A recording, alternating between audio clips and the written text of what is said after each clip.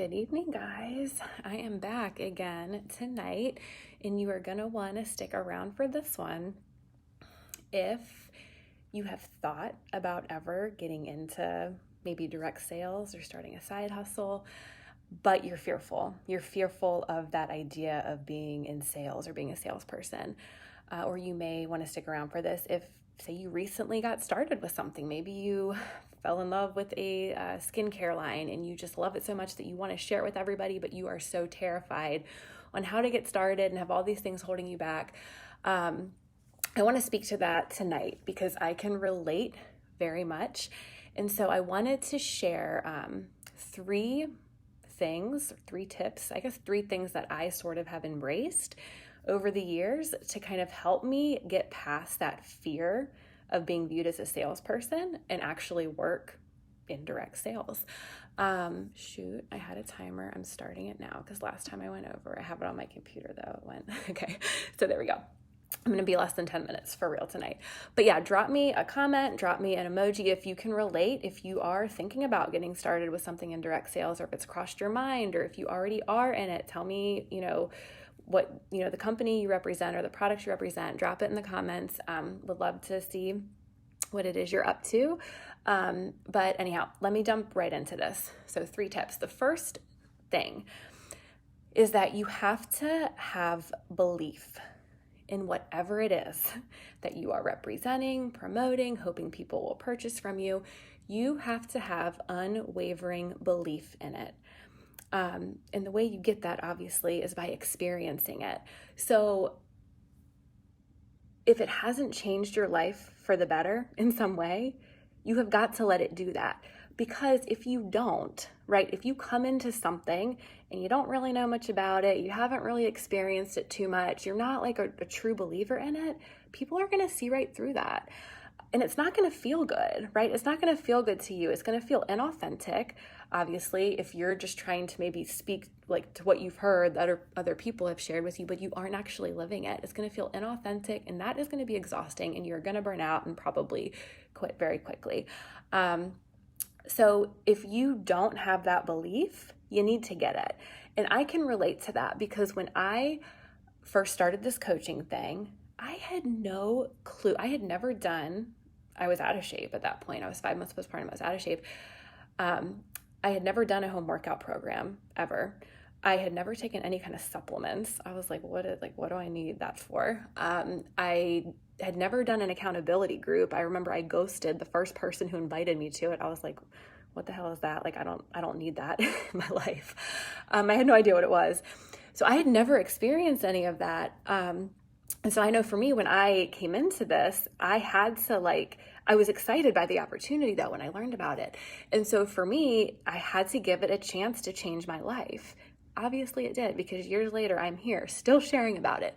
But so all that to say, just if you have been contemplating maybe getting into something like in terms of like direct sales or whatever it may be, but you haven't actually experienced the products or whatever it is that you would be kind of promoting or representing, then you need to get that belief. That is absolutely critical.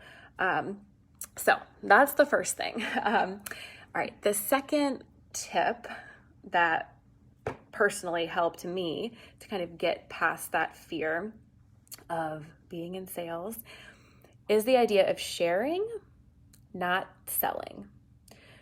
So if you know me, if you've known me at any point in my life, you know, it might not seem like it right now because I'm here talking on social media live, but I'm a total introvert, super quiet, have always been quiet and reserved. I never want to ruffle any feathers. I don't want to make people feel uncomfortable.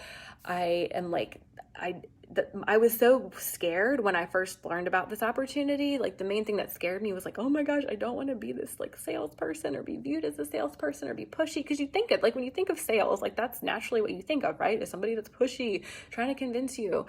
And so that was kind of my mindset before. But when I learned about the opportunity, I can't speak for all companies and all teams, but I know that the upline that I was becoming a part of, it was very much emphasized like, hey, we are sharing. We are not out there selling. And when I say not selling, I mean we are not posting like stock photos of products. We're not randomly sending people like links to our website saying, hey, this is on sale, you should check it out. We are not doing that. We are not randomly adding people to groups they didn't ask to be added to on Facebook. You guys know that happens all the time. We are simply sharing our stories. We are sharing about how, again, whatever your scenario is, I'll use a different example, say it's something like skincare, right? You're showing up, you're using the products, and you're sharing about how it's helping you, right? How it's helping you, whether it's obviously like if you're having physical changes that have been improving, if it's making you feel better on the inside, like you're sharing that journey with people. And yes, obviously, if you want to earn money in direct sales, at some point there has to be a sales transaction. And you get to that and through conversations and finding people who are interested and maybe getting started with it. But I know, like for us as coaches, we aren't going out there and, like I said, posting links and, things like that you would typically think of for like, oh, sales, right? We focus on sharing our stories, sharing how what we're doing, like in my case, the workouts, the nutrition, our community, which is like, I think probably one of the most amazing things about it, how it's changing my life, how it's changing the lives of people I know. And yeah, we're going to invite people to that opportunity, but the focus is on sharing and not selling. So that was a huge one for me that kind of made me come into this feeling more like, okay, like that makes me feel a little bit better. Like sharing, I can do that. And that was hard at first, but obviously, like if you're willing to learn and to get out of your comfort zone, you could do it too. And then, so that's my second tip. And then my third tip, which I think is probably the most, well, these are all important. I don't know why my timer stopped. Okay, sorry. Is that you need to have a strong why. You need to have a strong reason for wanting to do this. So again, whatever it is you're either have just gotten into or you're thinking about getting into, what's the reason for it, right? Like you're choosing to do it. Okay, nobody's forcing you to do it. I know, like sorry, I lost my train of thought for a second. I know, like for just as an example for myself, when I first was interested in possibly getting into this opportunity, working in direct sales and being a coach, I was at a place where I desperately wanted to keep staying home as a stay-at-home mom. I did not want to go back to teaching. I wanted to stay home with Christian and our future kids for as long as I could, maybe at least until they started school.